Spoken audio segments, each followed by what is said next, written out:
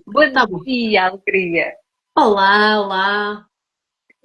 Há sempre aqui uma primeira parte que é um teste à nossa resiliência, à nossa paciência, não é? A nossa perfeição, a nossa necessidade de controlo. E o Olá. Instagram ajuda-nos imenso. Quer dizer, tínhamos feito uma. Deixa-me só baixar aqui um bocadinho o som.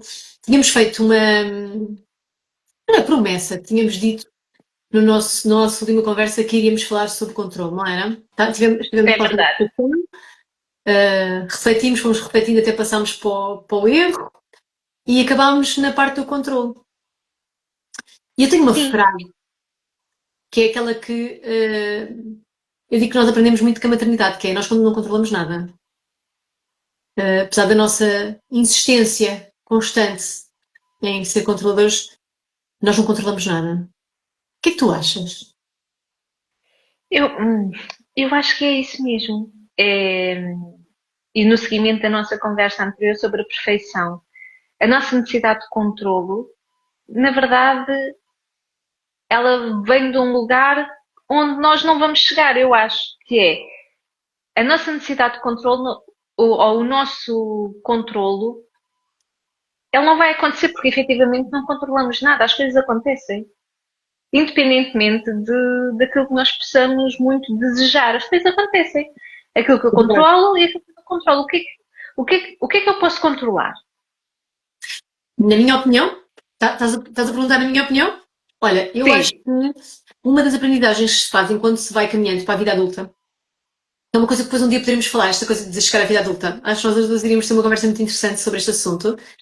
É, olha, né? Fica já aqui. vou tomar nota, vou tomar Ah, nota. toma, toma. Uma das coisas que eu acho muito interessantes enquanto caminhamos para a vida adulta é deixarmos de tentar desejar o comportamento do outro, seja assim ou assado. Começamos a ter noção de que só nos controlamos a nós. Só podemos controlar o nosso comportamento. Olha, desculpa, o meu telemóvel está permanentemente aqui a desmaiar, me está a dar. Lá está, nem o telemóvel eu consigo controlar. Quanto mais, não é? Sabes que eu não te consigo ver, não é? Hoje o Pois. ecrã escuro está aqui deste lado. Não, tá, espera. Espera que te Para mim está. estás Aqui. perfeita. Meu Deus, a minha profissão parece no escuro. Espera aí, que está aqui. Tá, acho que sim. Não sei, se ele desmaia outra vez, eu apanho outra vez. Bem, mas eu estava-te a dizer que eu acho que temos que aprender, enquanto vamos caminhando para a vida adulta, que nós só podemos controlar o que é nosso. Nós. O nosso comportamento. Não é controlar as emoções, porque essas também não controlamos, não é? A vida vai acontecendo, elas vão acontecendo, mas só podemos controlar o nosso comportamento. Só podemos garantir que podemos ter alguma ação sobre aquilo que nós fazemos, não sobre o Ok. outro. E ainda assim, não a 100%, não é? Não. Tá Ainda bem? assim, é algo que se calhar precisamos deixar ali uma margem, aceitar uma margem de que realmente é isso. E a expressão que usaste, a vida acontece, não é? Portanto, é só aceitar que a vida acontece e temos que nos adaptar, não é? Mas quando nós temos uma necessidade de controle muito grande, vamos falar de quando isto sai do equilíbrio, não é? Pronto. Ok. Porque, ok, porque nós crescemos e conforme vamos crescendo, os nossos pais, de alguma forma, mantêm sempre um bocadinho o controle, não é? Eles são uma rede de segurança, são os que controlam a nossa segurança e a nossa saúde, portanto, faz parte das responsabilidades de pai e mãe manterem a nossa segurança e a nossa saúde, certo? Concordas esta Hum, parte? certo, Portanto, certo. nós vamos aprendendo que alguém controla. Um dia poderemos ser nós, Ok. não é? Pronto. Mas quando é que isto começa a ser patológico ou quando começa a ser desequilibrado? Quando nós tentamos controlar a nossa vida, a do nosso marido, a do nosso chefe, a do nosso colega do lado, a do senhor do café. Ai, porque o senhor do café, olha, vê lá isto. Não, ele não vê que isto não se pode fazer assim, nananana. E paras e estás a gastar uma data de energia que às vezes não tens para ti a tentar controlar o que o outro faz. Ok. É. Eu acho que isto é o nível de desequilíbrio, quando tu já estás a tentar controlar tudo à tua volta. Tudo. Uhum. Ok. Sim, aí vem aquela expressão de levar o mundo às costas, porque a minha necessidade de controle é tão grande,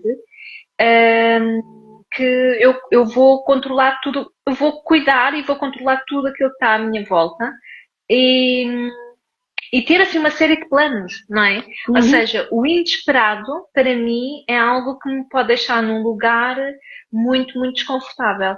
Então, aquilo que eu vou fazer é, então calma lá. Se pode haver aqui um eventual desconforto, aquilo que eu vou fazer é, então eu vou ter um plano A, um plano B, um plano C, um plano D e um É, A, um é, AB e por aí fora, não é? Ou seja, esta minha necessidade de controlo é uma falsa segurança. sim. E vem de um lugar de tu teres necessidade de segurança, de ser Uhum, previsível o teu mundo. Porque eu não vou saber, uhum, eu tenho medo de não saber lidar com algo que seja inesperado. uhum, Ah, uhum. estavas a dizer essa história do plano A, plano B, plano C, e eu estava a pensar exatamente nisto, que é, isto vem de um lugar de medo do que é que pode acontecer. Ou seja, aliás, quando tu dizes a uma pessoa que é extremamente controladora e normalmente sempre ansiosa, vamos juntar já as duas coisas, porque normalmente quem tem muita necessidade de controle é uma pessoa preocupada e ansiosa, tu dizes assim, Uhum. olha, mas vamos refletir e tal e coisa, não controlamos o mundo, só nos controlamos a nós. Isto gera logo um medo gigante. Como assim eu não controlo? Isto deixa Ok. logo o subconsciente tem chão, não é? Do tipo, então toda a vida eu achei que controlava tudo e agora de repente tu dizes-me que eu não controlo. Pera, É pera. como se a vida não existisse sem essa necessidade de controle, não é? Sim, Sem esse controle, por assim dizer, não é? Porque se eu não estiver sob o controle, se não for eu a fazer, não é? Se sim. não for eu a fazer, se eu não controlar, quem é que o vai fazer? Isto não vai correr bem. E às Aliás, vezes é com coisas muito simples mesmo em casa, não é? Que as tarefas em casa de ninguém faz bem, tem que ser sempre eu a fazer, tem que ser sempre daquela maneira. Também com esta necessidade de controle vem também uma inflexibilidade e intolerância. sim, sim, sim. E estava a pensar que isso vê-se muito bem na maternidade quando nós não deixamos os nossos filhos explorar ou ter aquele comportamento que nós até achamos que, imagina, não sei, não me está a vir nenhum exemplo bom e prático, mas o nosso filho tem um comportamento que nós não teríamos. Tem outro, que até não é Uhum. desadequado. Mas a nossa necessidade de Ok. controlar é tanta que nós vamos tentar que ele adote o nosso comportamento. Mas o dele não foi desadequado, foi só o dele. Diferente. E isto vai crescendo, e isto é um dos motivos, quando os pais, quando a criança entra na adolescência e é uma pessoa, óbvio, é uma pessoa desde que nasceu, mas quando fica inevitável aceitar que já não controlamos aquela pessoa, há Uhum. Se aqui torna muitas, mais independente. há aqui muitas situações de ruptura. Aquele relacionamento, a parentalidade com um adolescente faz-nos olhar diretamente para isto. Nós já não vamos controlar a pessoa. Nunca. Se alguma vez a controlámos até ali, vamos nos desenganar porque já fomos. Não vamos controlar mais nada, não é? Eh, e aquilo pode nos trazer muita frustração, muita raiva, muita tristeza, não é? Às vezes Uhum. medo, medo. E eventualmente até um lugar, se calhar essa parte que tu estás a falar da parentalidade, o estar com um adolescente e que existe uma necessidade, provavelmente o adolescente de ir testar limites, testar coisas diferentes, faz parte, está a crescer, está a tornar-se mais independente, e os pais estarem a observar os caminhos que o adolescente possa estar a escolher, que possam ser diferentes daquilo que os pais poderiam desejar para ele. Aí também pode levar à parte dos pais pensarem o que é que eu fiz, não é? Será que eu Sim, fui bom? Será que lá está? Porque o medo de não ser suficiente, o medo de não estar seguro, o medo de não sentir amor, sei lá. Isto indo aqui lá às profundezas do que pode estar atrás de uma necessidade de controle. é verdade, é verdade. Mas quando, se nós não aceitarmos que não controlamos nada quando os nossos filhos nascem, eventualmente a adolescência vai ser aquela segunda fase em que vais outra vez ter que olhar para aquilo e dizer assim: ai, caneco, não controlo mesmo nada.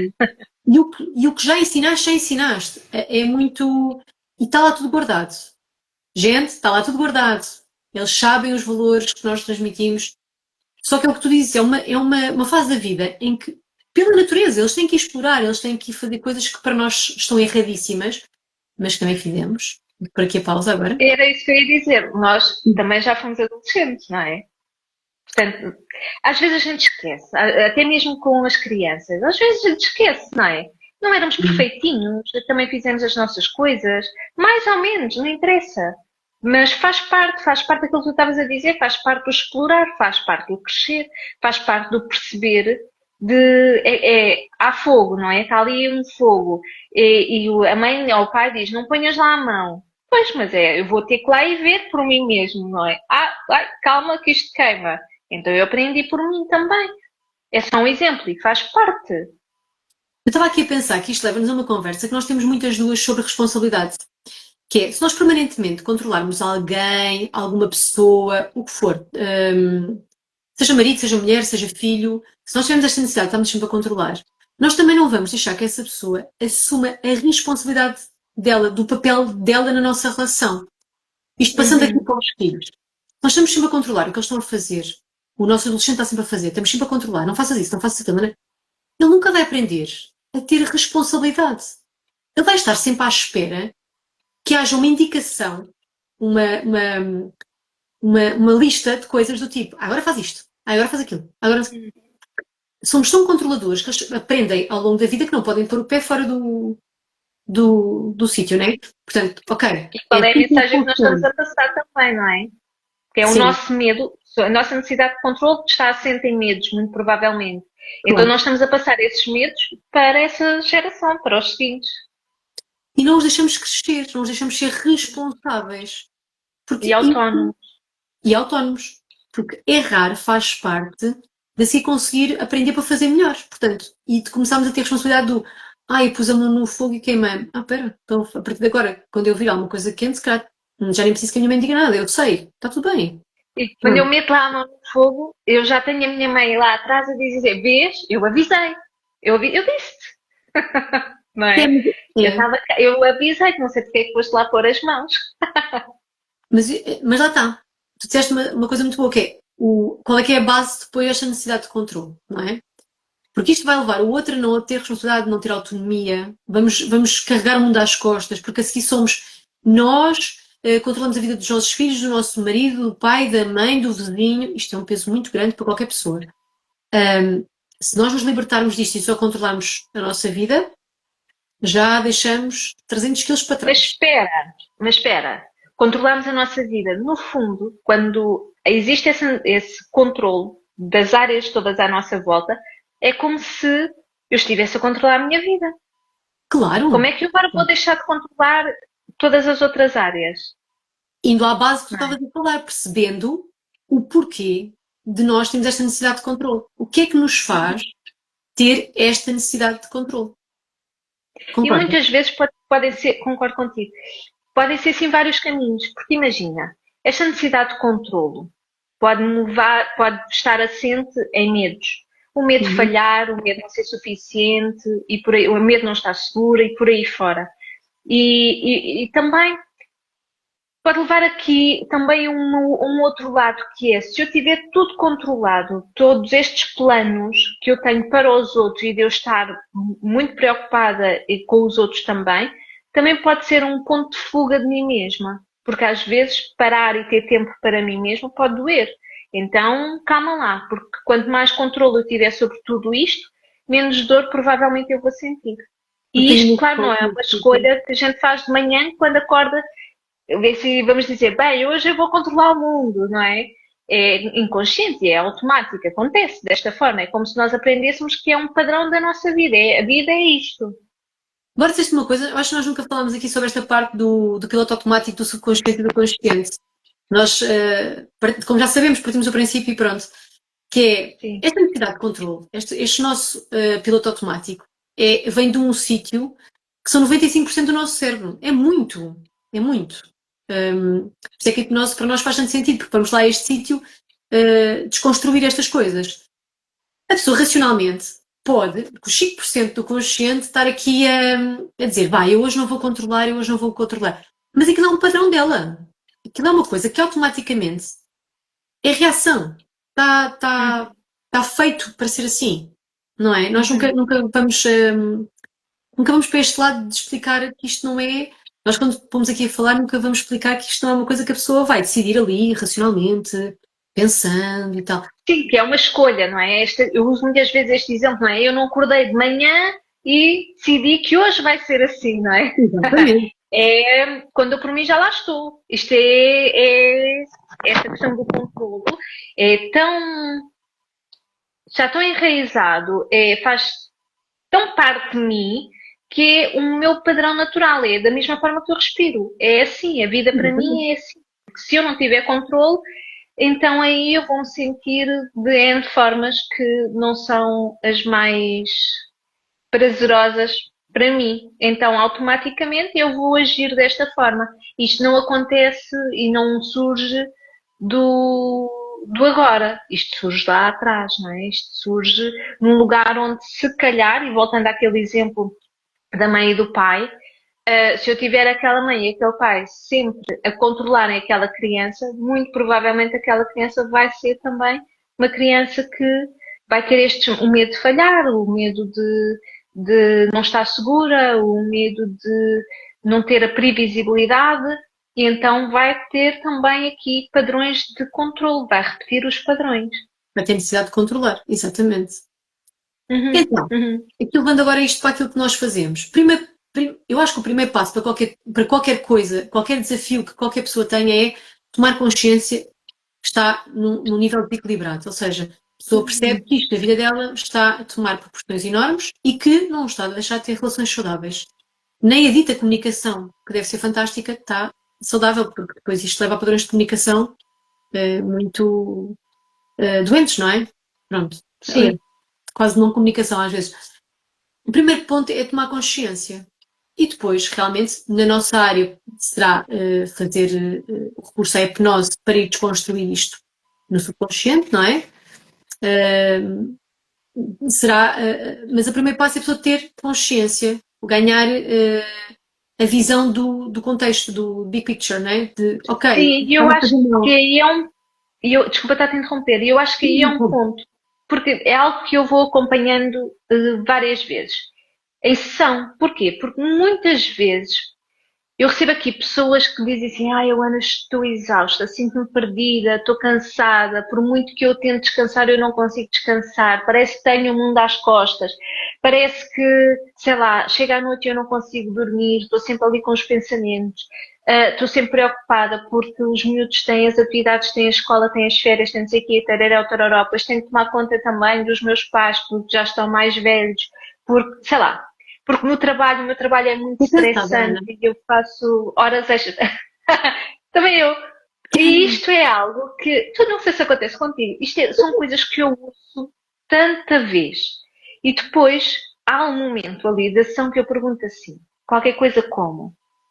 Então, hum, como é que é assim, não bem assim que eu agora. Ai, Ana, vá lá. Agora Agora pergunta, não estou a agora conseguir lá pergunta. chegar. Mas vou provocar ali um bocadinho, que é, então e se não controlar tudo, o que é que pode acontecer? Sim, E às vezes as pessoas ficam assim, calma lá, controlar? É porque muitas vezes, onde é que eu quero chegar com esta conversa? É que muitas vezes as pessoas que são controladoras, não é? Não sabem que que são. são controladoras. Porque depois, e ligando com a nossa conversa anterior, porque tem o perfeccionismo e a necessidade do controlo. E a vida é assim, ponto. Porque nem sequer imaginam a vida de outra forma.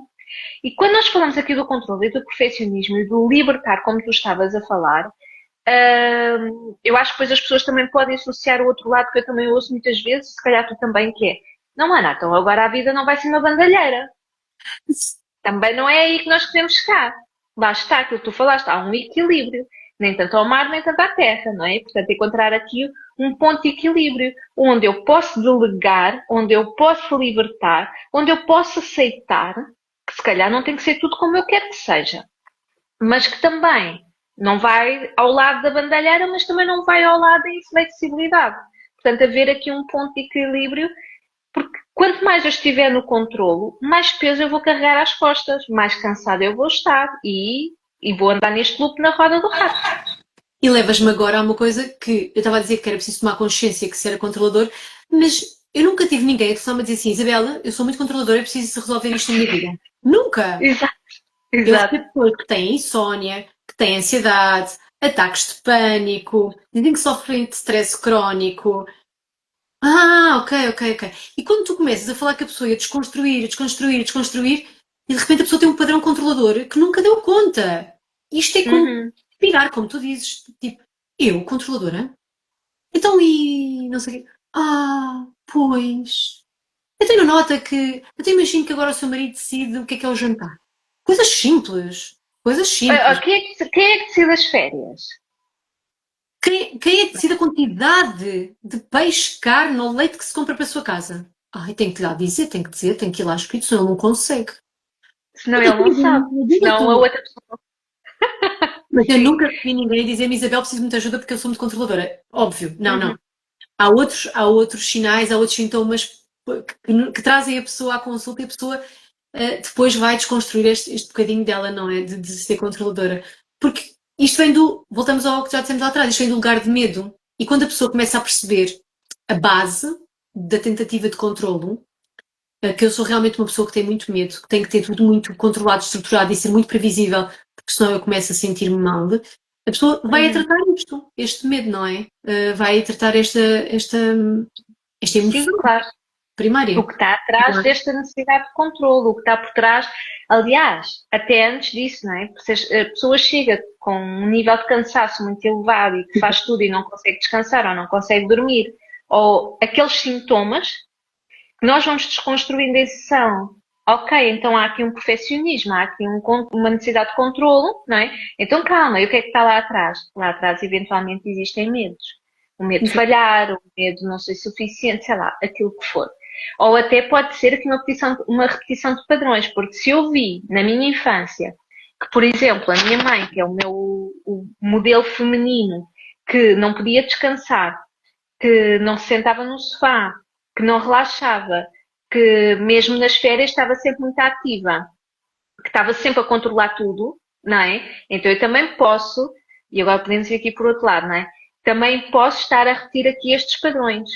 E aqueles medos que se calhar a minha mãe sentia, pela esta necessidade de controle, eu também, inconscientemente, provavelmente os sinto. Sim, sim. Eu estava a pensar que até culturalmente, repara que nós vimos de um sítio, não é? O 25 de Abril não foi assim há tanto tempo quanto isso. Nós vimos um sítio em que a mulher, apesar de não ter direitos, era um bocadinho o pilar da casa, não é? Portanto, a mulher geria tudo. O homem Uhum. providenciava dinheiro, sustento. Não sei se tu concordas comigo, por acaso nunca falávamos sobre isto, mas o homem providenciava sustento, não é? O dinheiro, mas à mulher competia tudo o resto. E gerir uma Sim. casa não é coisa fácil. Pescar é um trabalho o tempo inteiro. E que era muito posto nas costas da mulher, não é? Portanto, Uhum. também é um padrão social. Se nós formos ver agora, estavas a falar do padrão familiar, não é? Mas socialmente existe isto. De a Sim, é mulher. como se estivesse implícito, não é? Sim. Ai, como é que são os nossos seus filhos? Ah, não sei, é a minha mulher que vai às reuniões. Ah, então, mas como é que está? Quem é que lava a roupa da sua casa? É a minha mulher. Então, mas às vezes é a mulher que compra roupa, não é? Para os Sim, filhos, para sim. o marido, para ela. Então, é a minha mulher, é a minha mulher. E agora vamos parar às mulheres, por acaso a maioria dos nossos pacientes são mulheres, para não dizer tipo 99%. Uh, mas é este padrão que também a sociedade tinha e tem ainda, pá, não está. Mas olha, agora falaste de uma coisa engraçada, que é sobre as mulheres. E eu lembrei-me que com os Hum, homens, esta questão do controlo também acontece de uma forma diferente.